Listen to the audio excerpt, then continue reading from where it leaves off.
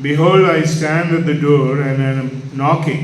If anyone hear my voice and open the door, I will come in unto him and sup with him, and he with me. ఇదిగో నేను తలుపు వద్ద నిలుచుండి తట్టుచున్నాను. ఎవడైనా నా స్వరము విని తలుపు తీసిన ఎడల నేను అతని యొద్దకు వచ్చి అతనితో నేను నాతో కూడా అతడును భోజనము చేయను. ప్రియ సహోదరులారా, ఈ పాఠ్యభాగంలో యేసు ప్రభువారు సంఘముతో చెప్పుచున్న చివరి మాట. భూలోకములో అనేక గుంపులు కనబడతాయి. భూలోకంలో అనేక శాఖలుగా చీలిపోయి అనేక రీతులుగా అనేకులు కనబడతారు.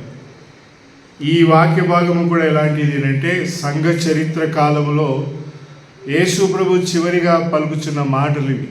ఆ మాటలు ఎలా అంటారు? Behold I stand at the door and knocking, if anyone hear my voice.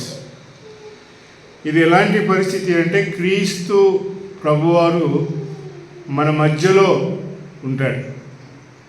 చాలామంది ప్రార్థన చేసేటప్పుడు ఏం చెప్తారంటే, ఎక్కడ 2-3 నా నామములో ఉంటారో వారి మధ్య నేను ఉంటాను అని అన్నావు ప్రభు అని ఆ వచనమును ఎత్తి ప్రార్థన చేస్తాను. కానీ ఇక్కడ ఎక్కడున్నాడంటే యేసు ప్రభు మధ్యలో లేడు, తలుపు దగ్గర నిలబడి ఉన్నాడు అని రాయబడి. యేసు ప్రభు తలుపు వద్ద నిలబడి తట్టుచూ ఉన్నాడు అని రాయబడి. యేసు ప్రభునకు రావాల్సిన స్థానము, యేసు ప్రభునకు చేకూర్చాల్సిన స్థలము ఎక్కడ లేదంటే ఇది చివరి సంఘకాల పరిస్థితిలో యేసు ప్రభు వారికి దేవుని పిల్లలుగా పిలువబడుచున్న వారందరూ కూడా దీనిలో భాగమై ఉన్నారు. అందులో నేను వస్తాను, మీరు వస్తారు, అందరం వస్తాం. ఏమిటి అంటే అది ఆయనకు చోటు లేనటువంటి ప్రదేశంగా సంఘాలు మారిపోతాయి. ఎందుకు యేసు ప్రభువునకు చోటు లేనటువంటి ప్రదేశాలుగా మారిపోతాయంటే ఆయన అక్కడ అంటాడు, ఎవడైనా నా స్వరము విని. యేసు ప్రభు స్వరము వినాలని ఆయన ఇష్టపడతాడు. స్వరమును వినే పరిస్థితుల్లో క్రైస్తవ సమాజం లేదు. ప్రియ, ఎవరి స్వరం వింటారంట? యేసు ప్రభు స్వరం కాకుండా ఈ లోకంలో మనుషులుగా మనుష్య ప్రఖ్యాతులను కోరుకునేవారు, ఘనతను కోరుకునేవారు వారి మాటలు వింటారు. ఇంకా యేసు ప్రభు ఏమంటా ఉన్నాడంటే ఈ వచనములో తలుపు తెరవాలి అని అంటా.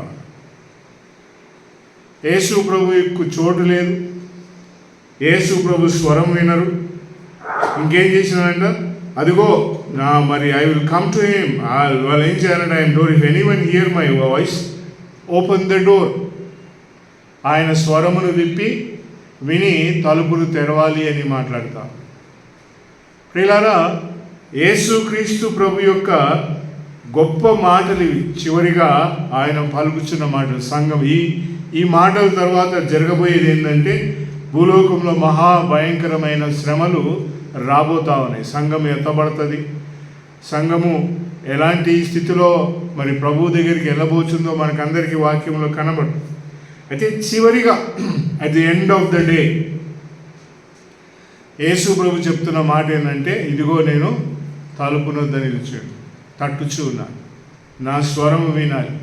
హౌ గ్రేషియస్, ఎంత కృప కలిగిన వానిగా యేసు ప్రభు వారి మాటలు. మనుషులు ఆయనను ఇష్టపడకపోయినా, విశ్వాసులు ఆయనను లక్ష్య పెట్టకపోయినా, ఎందుకు ఆయనను అంతగా ఇష్టపడలేకపోయినారు, ఎందుకు అలాగూ జరిగింది అంటే పౌలు మరి తిమోతికి రాస్తున్న పత్రికలో ఆయన ఈ మాట చెప్తాడు. 2వ తిమోతి పత్రిక 4వ అధ్యాయము 3వ వచనంలో ఇలాగూ చెప్తాడు ఆయన. 2 Timothy 2 Timothy chapter 4 verse 3, for the time shall be when they will not bear sound teaching, but according to their own lust will heap unto themselves teachers having an itching ear. ఎందుకనగా జనులు హితబోధను సహింపక దురద చెవులు గలవారై తమ స్వకీయ దురాశలకు అనుకూలమైన బోధలను తమ కొరకు పోగు చేసుకొని చదవండి. సత్యమునకు చెవియొక సత్యమునకు చెవియొగక కల్పనా కథల వైపుకు తిరుగు కాలము వచ్చును. కల్పనా కాలముల యొక్క కథల వైపునకు తిరుగు కాలము వచ్చును. పౌలు మాట్లాడుతున్న మాట ఎట్లా ఉంది అని అంటే, అంత్య దినములలో at the end of the day దేవుని మాటలను విన పరిస్థితిలో ఎవరు ఉండరు అని చెప్తా ఉన్నాడు. దురద చెవులు గలవారై మరి వారు దేవుని మాటలను విసర్జించి యేసు ప్రభు యొక్క మాటలను తృణీకరించి సాగేవారిగా ఉంటారు అని చెప్పి పౌలు మాట్లాడతారు. అంత్య దినములు ఎలాంటివి అంటే ఇంకా దేవుని వాక్యమునకు చోటు ఉండదు ప్రియులు. అందుకే పౌలు పత్రికల తర్వాత ఈ ప్రకటన గ్రంథం రాయబడింది. పౌలు రాసి ముగించిన తన పత్రికలంతటి తర్వాత యోహాను భక్తుడు ఈ యొక్క మాటలు రాసి ఆయన చెప్తా ఉన్నాడు. ఏమంటా ఉన్నాడు? ఆ మాటల్లో యేసు ప్రభు వారి మాట ఏంటంటే, ఇంకా కాలము సమీపించుచున్న ఆ సమయమున దేవుని యేసుక్రీస్తు ప్రభు వారిని ప్రేమించే వారు ఉండరు. ఎలాంటి వారు ఉంటారు అని అంటే, మరి యేసుక్రీస్తును ఆయనకి ఇవ్వాల్సిన చోటుని ఇవ్వక ఇంకేం చేస్తారంట, వారు ఆయన మాటలు వినక, యేసు ప్రభు మాటలు వినక అట్టి వారితో ప్రభు మాట్లాడుతున్నాడు. ఇదిగో నేను తలుపు నొద్ద నిలుచుండి తట్టుచూ ఉన్నాను. ఎవడైనాను మరి నా స్వరము విని తలుపు తీసిన ఎడల నేను వాని యొద్దకు వచ్చేదను అని చెప్పి ప్రభు మాట్లాడతాను. ఇంకొక మాట రోమీయులకు రాసిన పత్రిక 14వ అధ్యాయం చూద్దాం. రోమీయులకు రాసిన పత్రిక 14వ అధ్యాయం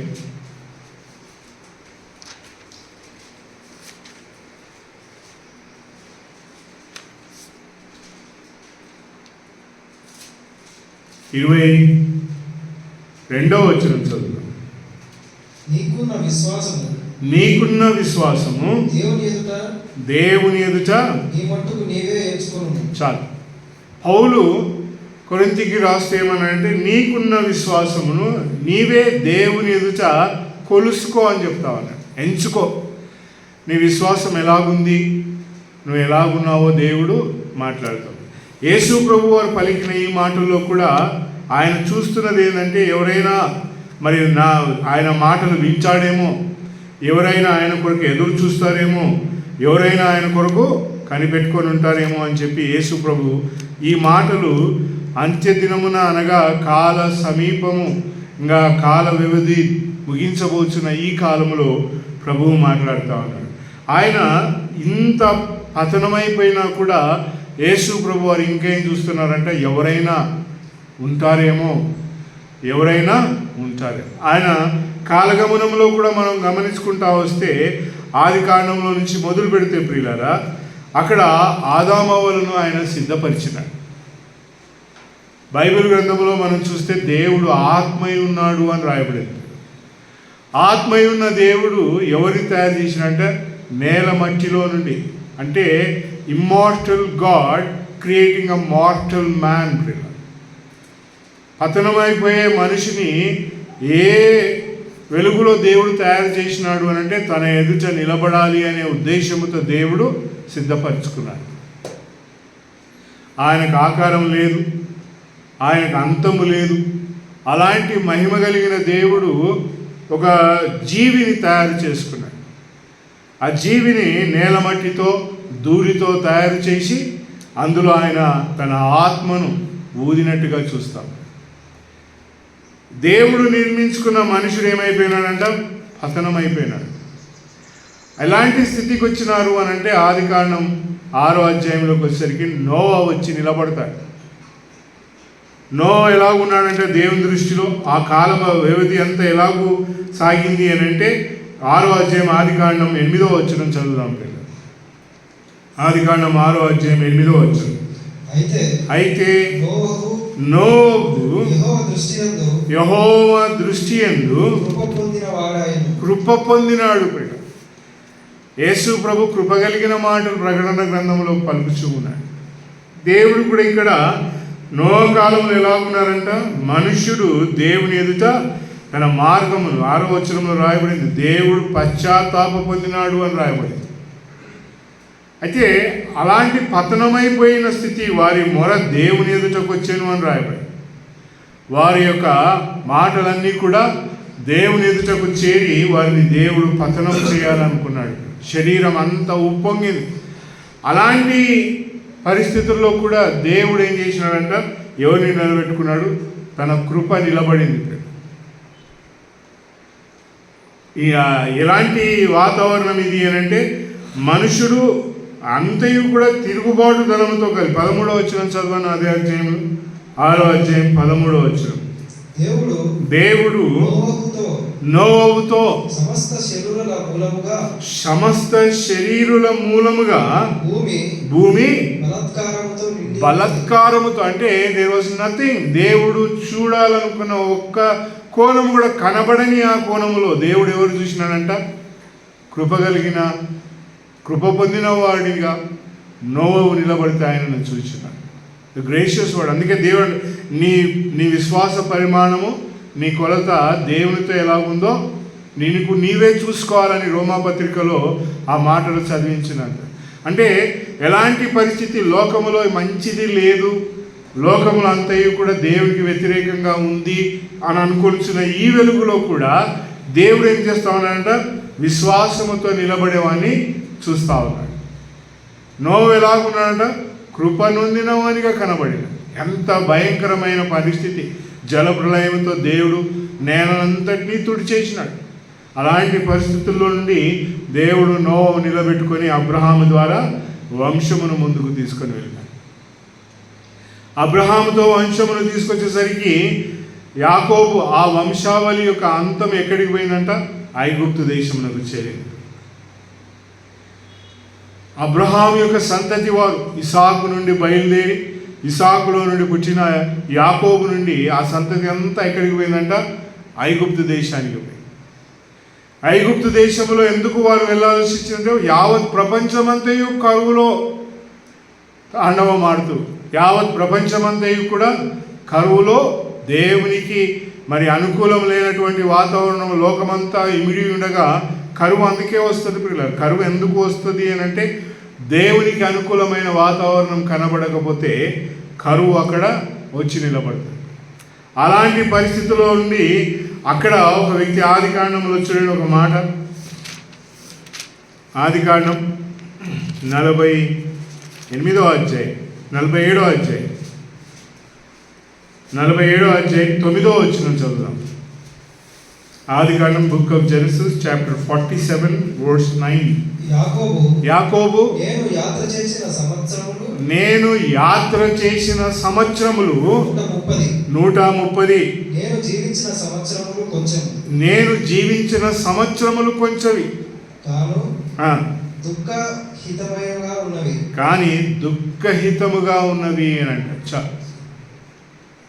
ఎలాంటి పరిస్థితులు? ఐగుప్తులోనికి తిరిగి వచ్చి ఆయన ఏమంటున్నాడంటే, 130 సంవత్సరాల వయసు కాలగమనం దాటిన తర్వాత యాకోబు మాట్లాడుతున్న మాట ఏంటంటే, నేను నా సంవత్సరాలు 130 అయినా కూడా it has been few and evil have been the days of the years of my life. ఏమంట? కొద్దిగా ఉండిపోయినాయి. దేవుడు కృపను కనపరచాలనుకున్న వ్యక్తులు ఎలాగొచ్చి మాట్లాడుతున్నారు, చివరిగా అనేసరికి నోవహు కృపనొందిన వాడిగా అయిపోయాడు. యాకోబు ఏమంటా ఉన్నాడంట? It was few. అవి ఎలాంటివంటే చెడ్డవిగా, it has been evil in the sight of mind sight అనంట. నా దృష్టికి అవి evil, few and evil have been the days of the years of my life. పిల్లరా, దేవుడు మరి నోవహు చూచిన వెలుగు యాకోబు వచ్చేసరికి ఇక ఈ వంశమంతా ఎక్కడికి వెళ్ళబోతా ఉందంటే, చక్కగా ఐగుప్తు దేశంలోనికి వెళ్ళి దాస్యము అనే ఒక బంధములోనికి వెళ్ళబోతా. దాస్యము ఎన్ని సంవత్సరాలు? 1 రోజు 2 రోజులు కాదు, 420 సంవత్సరాలు దాస్యంలోనికి పోబోతారు. వారు ఎలాగైపోయినారు అని అంటే, దేవుడే తెలియని ప్రదేశంలో, దేవుడే ఎరగని మనుషుల మధ్య వీరు కూడా ఎలాగైపోయినారు అని అంటే, ఆ నిర్గమకాండములో భవనాలను నిర్మించుకుంటూ పట్టణాలను కట్టుకుంటూ ఉన్నారు. ఆ సమయమున దేవుడు ఎవరిని తీసుకొచ్చినంట?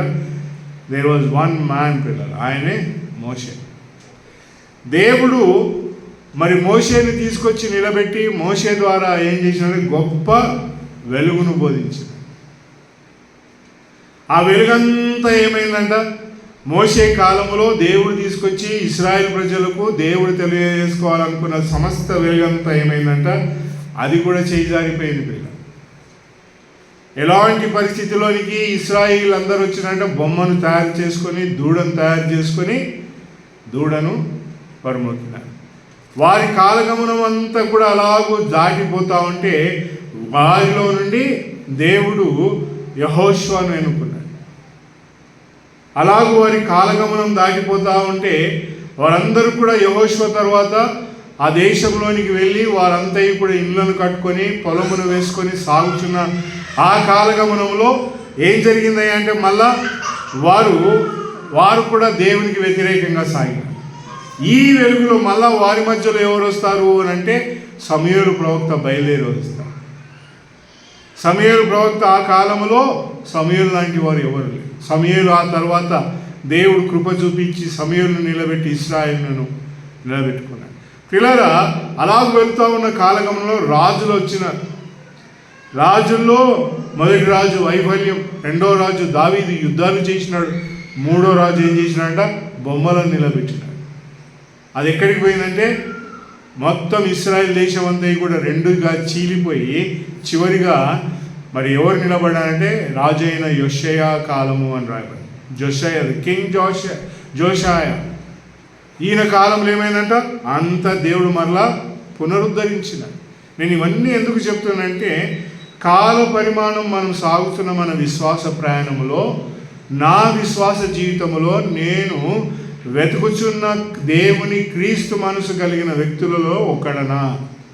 మనం ఎలాంటి చోట్లోకి వచ్చి నిలబడినామంటే అదిగో అంత్య దినాలలో ఉన్నాం పిల్ల. ఎక్కడ చూసినా మంచి కనబడదు, ఎక్కడ ప్రయాణం చేసినా నీకు మంచి దొరకదు ప్రియ. మన ఇంట్లో మనం ఎల్లప్పుడూ ఏం చేస్తామంటే దేవుని పాటలు వింటుంటాం, దేవుని వాక్యమును వింటుంటాం, దేవునికి సంబంధించిన క్రియల్లో మన మనసులు తిరుగుతూ ఉంటాయి. ఒక్కసారి మన ఇల్లు దాటి బయటి వాతావరణాన్ని పోతే ఒక్క రవ్వ కూడా దేవునికి సంబంధించింది నీకు వినబడదు. అక్కడ నేనేం చేయాలి? ఎవడైనా నా స్వరము విని అంటాడు. ఇదిగో నేను తట్టుచున్నాను, ఐఎమ్ నాకింగ్ యువర్ డోర్.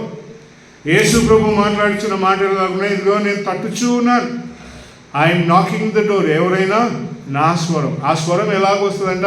విశ్వాసం ఉంటేనే దేవుని స్వరమును వినగలము. విశ్వాసం లేకుండా దేవుని స్వరము వినలేం. యేసు ప్రభు ఆ కాలం ముగించబోచున్న సంఘకాలంలో ఆయన మాట్లాడుచున్న మాట, ఎవడైనా నా స్వరము విని తలుపు తీసిన ఎడల, if you open the door, ప్రభు కొరకై మరి ద్వారమును తెరవగలిగితే.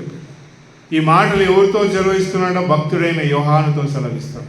ఎలాంటి కాలం అంటే యేసు ప్రభు దేవుడు కాడు అని మాట్లాడుచున్న ఆ కాలంలో అపోస్తలుడైన యోహానును దేవుడు నిలబెట్టుకుని ఆయన ద్వారా యోహాను సువార్త, ఆయన ద్వారా యోహాను రాసిన మొదటి పత్రిక, రెండవ పత్రిక, మూడవ పత్రిక, ఆయన ద్వారా ప్రకటన గ్రంథం రాసి ఈ భూలోకములో జరగబోయే అంతం ఎలాగుంటుందో దేవుడు వర్ణించాడు. దానికి ఏమంటామనంట? విశ్వాస పరిమాణం చేత నిన్ను నీవు నిలబెట్టుకోవాలి. How is your faith? విశ్వాసం ఎలాగొస్తుంది? హెబ్రీ పత్రిక 11వ అధ్యాయం. హెబ్రీ పత్రిక 11వ అధ్యాయం 3 మొదటి నుంచి చదువుతాం. మొదటి 3 వచనాలు చదువు. హెబ్రీ పత్రిక 11వ అధ్యాయం మొదటి 3 వచనాలు. విశ్వాసం అన్నది నిరీక్షింపబడిన వాటి యొక్క నిజ స్వరూపము, అదృశ్యమైనవి ఉన్నట్టువని రుజువైనది. దాన్ని బట్టే పెద్దలు సాక్ష్యం పొందిరి. చాలు. విశ్వాసం అనేది ఎలాంటిదంట? లేని వాటిని నమ్మాల. లేనిది అని అంటే మనకు కనబడంది ప్రియ. నీ యొక్క కనులకు కనబడిన వస్తువులను నమ్మాలి. కనబడిన వస్తువులను నమ్మడము వృధా ప్రియ. ఇశ్రాయేలీల యొక్క ఆరాధన ఎలాగుందంటే కనబడే ఆరాధన ఉండేది. వారి ఆరాధనలో అర్పణలను, పశువులను, పంటలను, పిండిని, నూనెను, ద్రాక్షారసమును, కట్టెలు, నిప్పు, ధూపార్తి ఇవన్నీ కూడా ఉండేది, వారికి కనబడేది. ప్రతిదీ కూడా వారి ప్రయాణంలో కనబడే ప్రయాణంలో ఉన్నారు. అయితే యేసుక్రీస్తు ప్రభు ఈ భూలోకంలోకి వచ్చి ఆయన దేవుని కార్యమును సంపూర్ణం చేసిన తర్వాత ఇప్పుడు ఎలాంటి యుగము అంటే, వెళ్ళి నా సువార్త జనులకందరికీ చెప్పండి. ఎవరికి చెప్పినాడు? అది మనుషులకు అప్పగించినాడు. వారు వచ్చి యేసు ప్రభు యొక్క సువార్త చెప్తే నమ్మిన వాడే రక్షించబడతాడు. యేసు ప్రభు నేను చూచినానంటే నేను చూడలే, కానీ నేను ఆ మాటలు మాట్లాడుతున్నాను. అందుకే యేసు ప్రభు ఎవడైనా నా స్వరము విని, విశ్వాసం ఎలాంటిది అని అంటే కనబడనిది నీకు చెప్పబడేదే పిల్ల. యేసు ప్రభును చూచినారా ఎవరు అంటే ఎవ్వరు చూడలే పిల్ల. మోసపోదు, నేను చూసినా అని చెప్పిన వాడి మాటలు విని బైబిల్ ఆధారం ఇవ్వడంలే నీకు దేవుడు యేసు ప్రభు కనబడతాడని. యేసుక్రీస్తు ప్రభు ఏమంటారంటే ఆయనను చూసిన వాడు లేడు. రెండవది, యేసు పరలోకమును చూచినారా ఎవరైనా అంటే చూడలేదు. పోనీ అంతెందుకు, మనం బ్రతికున్నాం కదా, నేను జీవించున్నాను, నువ్వు జీవించు, నీ ఆత్మను నువ్వు చూసినావా? మన ఆత్మను మనం చూడలే. నమ్ముతున్నామా అంటే ఎస్. ఎట్లా నమ్ముతున్నావు అంటే you sense it, you feel it because it is in your body. నీ దేహంలో ఉంది కాబట్టి నమ్ముతున్నావు. నీ ఆత్మ నీ దగ్గర ఉంది అంటే ఉంది అంటావు. ఎట్లా చూపించు అంటే ఎవరు చూపించలేదు. Nobody can prove it. విశ్వాసం అనేది అలాంటిదే పిల్లలు. ఏంటంట నిరీక్షించబడుబో వాటి యొక్క నిజస్వరూపం. దేని కొరకైతే నువ్వు ఎదురు చూస్తున్నావో దాని యొక్క నిజస్వరూపం. ఏం ఎదురు చూస్తున్నావు? యేసు ప్రభు రాకడ కొరకు ఎదురు చూస్తున్నావు. ఏం ఎదురు చూస్తున్నాం? పరలోకంలోనికి వెళ్ళాలని ఎదురు చూస్తున్నాం. ఎప్పుడైనా చూసి వచ్చినావా అంటే చూసి వచ్చినారు ఇశ్రాయేలీలు. పోయి కానాన్ దేశం ఎట్లా ఉంటుందో పోయి చూచిరండి అంటే పోయినారు. 12 మంది పోయి పరిగెత్తుకుంటూ పోయి ఆ దేశం ఎట్లుంటుందో, ఆ దేశ ప్రజలు ఎట్లుంటారో, ఆ దేశపు గోడలు ఎట్లుంటాయో, ఆ దేశపు వాతావరణం ఎలా ఉందో అని పరిగెత్తుకుంటూ పోయి అన్నీ చూచి వచ్చినారు. వచ్చి ఏం చెప్పినారు? అమ్మ, వాళ్ళు చాలా ఎత్తైన వాళ్ళు, మనకంటే ఎత్తైన వాళ్ళు. ఆ దేశంలో పండ్లు ఎట్లున్నాయి? బాగున్నాయి. ఆ దేశపు గోడలు ఎట్లున్నాయి? ప్రాకారం అంటే చాలా ఎత్తు ప్రాకారపు గోడలు. వాళ్ళ ఎదుట మనము నిలబడి. ఈనాడు చాలామంది చెప్తున్న మాటలు కూడా అదే. యేసుప్రభుని నమ్ముకున్నవాడు పరలోకం ఉంది, యేసుప్రభుని చూడడానికి వెళ్తామంటే ఇప్పుడే రాడు, ఫస్ట్ నువ్వు తెచ్చి నువ్వు చేయాల్సినవన్నీ మాకు చేసిన తర్వాతనే యేసుప్రభు వస్తాడు అని అంటారు. విశ్వాసము మాట్లాడుచున్న మాటలు ఎలా ఉన్నాయనంటే యేసుప్రభు వస్తాడు, అదే నిరీక్షణ రాబో. మరి కనబడని వాటి యొక్క నిజస్వరూపం. సబ్స్టెయిన్. Now faith is the substating of things hoped for, the conviction of things not seen. చూడని వాటి కొరకై ఎదురు చూడడమే విశ్వాసం. సో ఈ అంత్య దినాల్లో యేసు ప్రభు ఏం మాట్లాడుతున్నాడు అనంటే, ఇదిగో ఎవడైనా నా స్వరం విని, వాక్యమును విని ఆయన కొరకు నిలబడగలిగే వాడు ఎవరైనా ఉన్నారా అని ఎదురు చూస్తాం. He is waiting for that. యేసుక్రీస్తు అటువారితో ఏం చేస్తాడంటే ఈ వాంట్స్ టు ఆయనతో భోజనం చేయాలనుకుంటున్నాడు. యేసుక్రీస్తు ప్రభు ఈ భూలోకంలో ప్రయాణం చేసినప్పుడు ఆయనతో ఎంతమంది సాగినారు? అంతవరకు అంటే ఎవరు లేరు పిల్లలు. యేసు ప్రభు చనిపోయిన తర్వాత ఆయనను చనిపోయేంత వరకు వెంబడించిన వారు ఎవరు లేరంటే అందరూ విడిచి పారిపోయినారు అని రాయ. ఎట్ ప్రియులారా, ఆయన ఆ కోణంలో కూడా ఏం చేసినాడంట? తన బిడ్డలను బలపరిచి స్థిరపరిచి నిలబెట్టుకున్నాడు. యేసుక్రీస్తు ప్రభు విశ్వాసము కొరకే వెతుకుతా ఉన్నాడు. ఎవరి దగ్గరైనా విశ్వాసం ఉందా? నా దగ్గర ఇఫ్ ఐ హ్యావ్ ఫెయిత్. చాలాసార్లు ఫెయిల్ అయిపోతూ ఉంటాం మన భక్తి జీవితంలో. విశ్వాసంతో గురించిన మాటలు మాట్లాడేటప్పుడు విశ్వాసము నా జీవితంలో నన్ను నష్టపరిచే వెలుగులోనికి నేను వెలుచు నేను విశ్వాసమును ఉపయోగించాలంటే అది చాలా కఠినంగా కనబడుతుంది. అయితే దేవుని మాటల్లో ఏం చెప్తానంటే ప్రభు విశ్వాసము కలిగి సాగాలి. ఇంకొక మాట చూడండి, ప్రకటన మరి రోమిలకు విశ్వాసమును గురించి మాట్లాడుతూ ఒక మాట 14వ అధ్యాయంలోని 23వ వచనం చదువు. ఎపిస్టల్ టు రోమ్ 14:33 14వ అధ్యాయం 23వ వచనం. అనుమానించువాడు అనుమానించువాడు తినిన ఎడల అనుమానించువాడు తినిన ఎడల విశ్వాసం లేకుండా తినును. విశ్వాసము లేకుండా తినును గనుక ద్రోహి అని తీర్పు నొందును. ద్రోహి అని తీర్పు నొందును. విశ్వాసము మూలము కానిది విశ్వాసం మూలము కానిది ఏదో అది పాపము. ఏదో అది పాపము. వితౌట్ ఫెయిత్ ఏమంటా ఉన్నాడు అంటే what ever is not of faith is sin. విశ్వాసము లేకుండా ఏ పని చేసినా అది పాపము అని మాట్లాడతాం. తిండి గురించి పైన చెప్పుకుంటూ నీ ఎదుట ఏదొచ్చినా దానిని కృతజ్ఞతలు చెల్లించి భుజించు అంటూ, విశ్వాసముతో తిను, ఎలాంటి అనుమానం లేకుండా భుజించు అంటూ ఇక్కడ ఏమంటా ఉన్నాడు అని అంటే పాపము లేకుండా విశ్వాసము లేకుండా ఏది చేసినా అదేమంట పాపం. ఏది చేసినా పాపం. యేసు ప్రభువును నమ్మిన వాడు యేసు ప్రభు అంటాడు, ఎవడైనా నా స్వరము విని తలుపు తీసిన. ఫెయిత్ ఇస్ రిక్వైర్డ్ పిల్లలు. ఈ విశ్వాసం ఎలాంటిది అని అంటే అది లేకుండా క్రైస్తవ జీవితంలో ఒక అడుగేసినా కూడా అది పాపము అని మాట్లాడుతుంది. Without faith everything becomes sin పిల్లలు. అది మనము చాలా జాగ్రత్తగా ఆలోచించుకోవాలి మన భక్తి జీవితం. How is my faith? నేను ఎలాంటి వెలుగులో ఉన్నాను? విశ్వాసం ఎట్లా వస్తుందంట? వినుట వలన వస్తుంది. రోమీయులకు రాసిన పత్రికలో మాట్లాడతాడు పౌలు. యేసు ప్రభు కూడా ఏమంటున్నాడంటే ఎవడైనా నా స్వరము విన్న ఎడల. మనం విన్నామా? యేసు ప్రభు యొక్క మాటలు వినుట వలన ఏదంటే దేవుని వాక్యము వినుట వలన ఏమొస్తుందంట? విశ్వాసం. విశ్వాసం దొరకదు. ఎవరు నీ కోసం ప్రార్థన చేసినా విశ్వాసం నీకు రాదు. ఎవరి దగ్గరికి పోయి విశ్వాసం కొనుక్కోవాలన్నా దొరకదు. అందుకే పేతురు ఈ మాటలు మాట్లాడుతూ అల్ప విశ్వాసి అని మాట్లాడిన ఆ మాటలతో ఈయననే ఏం చెప్తా ఉన్నాడు వచ్చాడు. మొదటి పేతురు రాసిన తన పత్రికలో 2వ పత్రిక 1వ అధ్యాయం 1వ వచనం, విశ్వాసం నాకుందా అని చాలామంది ఆలోచిస్తూ ఉంటారు. అయితే ఇక్కడ పేతురు మాట్లాడుతాడు.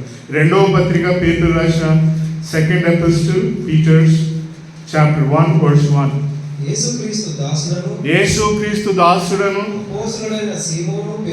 అపోస్తులుడైన సీమోను పేతురు మన దేవుని యొక్కయు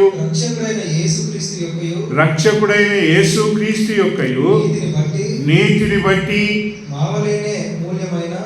మా వలనే అమూల్యమైన విశ్వాసమును పొందిన వారికి శుభమని చెప్పి రాయినది. ఎవరి వల్ల అంట? పవిత్రు మా వలననే, మా వల్ల మేము ఎలాగైతే విశ్వాసమును ఎలాంటి విశ్వాసమును పొందినారంట వీరు? అమూల్యమైన విశ్వాసం, ప్రెషియస్ ఫెయిత్ అని రాయబడి. పొందిన మీకును శుభం. యేసు ప్రభుని ఎప్పుడైతే నమ్ముకుంటామో, యేసు ప్రభుని అయితే చూసి నమ్ముకున్న వాళ్ళు ఎవరు లేరు ఇక్కడ. సువార్త చెప్తేనే విని యేసు ప్రభుని గురించి నమ్ముకున్నాం. యేసు ప్రభు ఉన్నాడని నమ్ముకున్న మన పాపములను ఒప్పుకున్నాం. ఎక్కడ పోయి మునిగి రాలేదు మన పాపలకు. ఎవరో ఏదో కార్యం చేయమంటే చేయలేదు. మనసు పూర్తిగా మనం ఉన్న చోటనే మన హృదయమందు విశ్వసించి నోటితో ఒప్పుకొని ఏం చేసినాం? మనము క్రీస్తు ప్రభువును అంగీకరించినాం. హృదయమందు విశ్వసించి నోటితో ఒప్పుకొని యేసు ప్రభు అని నమ్ముకున్న మన జీవితంలో ఏమైందట? దేవుడు మనపైన మోపిన నేరము, మనం చేసిన అపరాధములు, పాపములు అన్నీ కూడా క్షమించబడినాయి. అయితే ఇప్పుడు అవన్నీ ఎలా జరిగినాయంటే విశ్వాసంతో. అది ఎలాంటి విశ్వాసం అంట? అమూల్యమైన ప్రెషియస్ ఫెయిత్. ఎంత అమూల్యమైన విశ్వాసం అనేది! మా వలననే మీరు కూడా పొందినారు. మేము ఎలాంటి విశ్వాసమును కలిగి ఉన్నామో పేతురు అంటాడు, మీరు కూడా అలాంటి విశ్వాసమును కలిగి ఉన్నారు. లేదు అనవద్దు ప్రియులు. ఎప్పుడైతే యేసు ప్రభువుని నమ్ముకున్నామో I have a faith with me, నాలో విశ్వాసం ఉంది. ఆ విశ్వాసం ఎలాంటిది అంట? దేవుని కొరకై నేను నమ్మకముగా వెలుగుతో సాగే విశ్వాసము దేవుడు నాకు ఇచ్చిన. ఇప్పుడు ఆ విశ్వాసము లేకుండా ఎనీథింగ్ నువ్వు ఏమి చేసినా కూడా ఏదంట? పాపం. నీ ఎదుట ఏదైనా దేవుడు తీసుకొచ్చి నిలబెట్టినప్పుడు నువ్వేం చేస్తావు? ప్రార్థన చేసుకొని తింటావు, ప్రార్థన చేసుకొని స్వీకరిస్తావు. నువ్వు బట్టలు తెచ్చుకున్నా, నువ్వు భోజనం తెచ్చుకున్నా, నువ్వు ఇంట్లో ఏ వస్తువు తెచ్చుకున్నా ఏం చేస్తావు? ప్రార్థన చేసుకుంటావు. ఎందుకు? దేవుడు నాకు ఇచ్చినందుకు కృతజ్ఞతలు చెల్లిస్తూ విశ్వాసముతో దాన్ని నేను అనుభవిస్తాను అని చెప్పి. అలాగే దేవుని ప్రియమైన మన జీవితాల్లో కూడా విశ్వాసముతో మన అడుగులు ముందుకు వేయకపోతే పిల్లరా మనము ముందుకు వెళ్ళలేము. కొన్ని మాటలు హెబ్రీ పత్రికలో మనము విశ్వాసముతో చేసిన క్రియలు ఎలా ఉన్నాయో చూద్దాం. 11వ అధ్యాయం 30వ వచనం, హెబ్రీ పత్రిక 11వ అధ్యాయం 30వ వచనం. విశ్వాసమును బట్టి 7 దినముల వరకు చదువు. ప్రదక్షిణము చేయబడిన తర్వాత ఏం కూలిపోయినాయంట? By faith the walls of Jericho fell, having been encircled for 7 days. 7 సార్లు మునుగు, 10 సార్లు మునుగు బాగా అవుతుంది అంటున్నారు కదా. వీళ్ళు ఏం చేసినారంటే 7 సార్లు ఎరికో కోట గోడలను సంచరించినారు, దాని చుట్టూ తిరిగినారు. ఏం పట్టుకొని తిరిగినారు? That is different. ఏం పట్టుకొని తిరిగినారు? చేతిలో దీపం పట్టుకొని, బూర పట్టుకొని దేన్ని కూలగొట్టాలని తిరుగుతున్నారు వీళ్ళు. గోడలను, వాల్స్. ఎలాంటి గోడలంట? ఆజానుభావులైన గోడలు. ఆ గోడల మీద ఇల్లు కూడా కట్టుకున్నారు. రాహబ్ వేసే ఇల్లు ఆ గోడ మీదే ఉంది. దీపం పట్టుకొని తిరిగితే బూరలు ఊదితే గోడలు కూలుతాయా? ఏమయ్యా మనం చేద్దాం, ఏమన్నా రాజన పోదాంపా ఏదైనా గోడ చుట్టి 7 సార్లు దీపం పట్టుకొని బూర పట్టుకొని పోదాం. కానీ అక్కడ రాయబడింది బై ఫెయిత్. వాళ్ళ విశ్వాసం ఎంత గొప్పగా ఉండిందో. విశ్వాసంతో ఏం చేసినారంట? ఎరికో కోట గోడలు చుట్టూ తిరిగినారు. ఎన్ని రోజులు తిరిగినారంట? 7 days. విశ్వాసం అనేది ఎలాంటిదంటే సంపూర్ణమైనది. ఒక రోజు కోసం కాదు విశ్వాసం. 7 దినముల కొరకు దేవుడికి ఇచ్చినాడు. 7 days ఎందుకు నీ లైఫ్లో వస్తుంది? ఈరోజు ఆదివారం మొదటి దినం, ఇంకా 7 రోజులు ఎందుకు ఇస్తాడు దేవుడు అంటే విశ్వాసముతో నువ్వు నడవాలని. దేని కూలగొట్టడానికి? లోక సంబంధమైన అడ్డులను తొలగించడానికి. మీరు విశ్వాసముతో ఏం చేసినారంట? గోడను కూలగొట్టినారు. ఇంకేం జరిగింది పిల్లలు? చూడండి 35వ వచనం చదవాలి. 35వ వచనం. స్త్రీలు మృతులైన తమ వారిని పునరుద్ధానం వలన మరలా పొందిరి. స్త్రీలు మృతులైన తమ వారిని పునరుద్ధానం వలన మరలా పొందిరి. ఎవరు వీళ్ళందరూ? ఎవరిని పొందినారు వీళ్ళు? విశ్వాసముతో పొందినారు. మృతమైన వారిని కూడా సంపాదించుకున్నారు. ఇప్పుడు మనం ఎవరిని సంపాదించుకోగలం విశ్వాసంతో అంటే పాపపు ఇష్టమైన లోకములో మృతులైన వారిని సంపాదించగలం. నువ్వు కూడా మరణంలో ఉన్నవాడిని విడిపించవచ్చు. నీవు కూడా మరణంలో ఉన్నవాడిని జీవంలోనికి నడిపించవచ్చు. ఎలాగోదంటే విశ్వాసము ద్వారా. ఏమని చెప్తావు? పోయి విశ్వాసముతో యేసు ప్రభుని నమ్ముకో, పరలోకానికి వెళ్తావు, నిత్య జీవము కలిగి ఉంటావు అని మాట్లాడు. అది ఎలాగో హౌదాసి దాకనంట కేవలం విశ్వాసము ద్వారానే అంతయు కూడా దేవుడు జరిగింది. 39వ వచనం చదువు. అదే అధ్యాయం 39వ వచనం 40వ వచనం 2 చదువు. వీరందరూ తమ విశ్వాసమును ద్వారా సాక్ష్యమును పొందిన వారై మనము లేకుండా వారు సంపూర్ణులు కాకుండా ఉండునట్లు దేవుడు మన కొరకు మరి శ్రేష్టమైన దానిని ముందుగా స్థిరపరిచారు. అండ్ ఇక్కడ అంటాడు for they should not be made perfect without us. వారు ఎంత పాత నిబంధన భక్తులు ఎంత విశ్వాసముతో వారి మృతులను సంపాదించుకున్నా, చనిపోయిన వారిని లేపినా కూడా మన విశ్వాసం ఎలాంటిదంట? మనము లేకుండా వారి విశ్వాసము సంపూర్ణం కాదు. మన విశ్వాసం ఎలాంటిదంట? అమూల్యమైనది అని మాట్లాడుతున్నాడు. ఆ విశ్వాసం ఎలాంటిదంట? వారందరూ కూడా మనతో ఏకీభవించి మరి శ్రేష్టమైనది పొందడానికి కొరకు దేవుడు మనకు విశ్వాసం ఇచ్చింది. అందుకే యేసు ప్రభువు అన్నాడు, అంత్య దినాల్లో ఉన్నారు, అంతయు కూడా నష్టపూరితమైన వాతావరణంలో ఉంది, అంతయు కూడా పతనమైపోతూ ఉంది, అంతయు కూడా దుఃఖములో సాగబోతారు. బట్ ఎవడైనా నా స్వరం అందరికీ చెప్తలేడు ప్రియులారా. ఎవడైనా ఒక్క వ్యక్తి కొరకు ఎదురు చూస్తా ఉన్నాడు. ఆదాము నుండి ఎవరిని ఎదురు చూసినాడు? ఒక వ్యక్తి అయిన నోవహును చూచినాడు. నోవహు నుండి ఎవరిని చూసినాడ? అబ్రహామును, ఒక వ్యక్తిని చూచినాడు. అబ్రహాము నుండి ఎవరిని చూసినాడ? యాకోబు, ఒక వ్యక్తిని చూచినాడు. యాకోబు నుండి బయలుదేరి వచ్చిన వారిలో నుంచి ఎవరిని చూసినాడు? మోషే అని ఒక వ్యక్తిని చూచినాడు. మోషే ద్వారా బయలుదేరి వచ్చిన జనమంతా ఎవరిని చూసినాడ? దేవుడు యెహోషువను చూచినాడు. దేవుని చరిత్రలో దేవుని కొరకు నిలబడిన వ్యక్తుల యొక్క సంఖ్య లెక్క పెడితే మనకు సింపుల్గా దొరికిపోతుంది. అయితే ఆ సంఖ్యలో విశ్వాసం కలిగి నువ్వు ఉన్నావా? దేవుడు నీ విశ్వాసం ఎలా ఉందో పరీక్షించాలనుకుంటున్నాడు. ఎవడైనా నా స్వరం విని నేను ప్రార్థన చేసుకొని పోయి మంచిగా ఎగ్జామ్ రాసి వస్తా, దేవుడు నా విశ్వాసమును పరీక్షిస్తాడు కనుక విశ్వాసంతో నేను పోతా. పాస్ అవుతా ఎగ్జామ్ కదా, ఎగ్జామ్ పాస్ అయ్యి కాలేజ్ పోతావు, కాలేజ్ పాస్ అయ్యి ఉద్యోగం లేదు, విశ్వాసం. చచ్చిపోతే నీ ఎగ్జామ్ బాయ్, నీ సర్టిఫికేట్ బాయ్, ఇంకేం పోయింది? నీ ఉద్యోగం పోయింది. ఈ విశ్వాసం నేను పరలోకానికి చేరుతుందా? నేను చదువుకున్న విశ్వాసంతో ప్రార్థన చేసిన నీ భక్తి ప్రియులను నువ్వు చేసిన మంచిది. But there is far exceeding more than this. దీనికంటే ఎంతో విలువైనది ప్రియులారా నీ విశ్వాసము దేవునిలో ఉంచుట. ఇక్కడ అదే అంటాడు, for all these having obtained witness through faith did not receive the promise, God having foreseen some better things for us. మన కొరకు ఏంటంట? మరి శ్రేష్టమైన సంగతులను దేవుడు నిర్ణయించి ఉంచాడు. అది ఎట్లా సాధ్యం అంటే ఓన్లీ బై ఫెయిత్. విశ్వాసం లేకుండా నువ్వు ఆ దేవుడు నిర్ణయించిన సంగతులు నువ్వు నీ తెలివితో చదువుతో నీవు ఎన్నెన్నో గొప్ప గొప్పవి సంపాదించుకుంటావు. కానీ దేవుడు నిర్ణయించిన సంగతులను అనుభవించాలి అని అంటే ఏముండాలంట? బై ఫెయిత్, విశ్వాసం. ఇదిగో నేను త్వరగా వచ్చుచున్నాను, behold I stand at the door knocking అని అంటాడు. ఎవడైనా నా స్వరము విని తలుపు తీసిన ఎడల నేను అతని యొద్దకు వస్తాను. సో యేసు ప్రభు నీ దగ్గరికి రావాలంటే నీకు కావాల్సింది ఏంటంట? విశ్వాసం.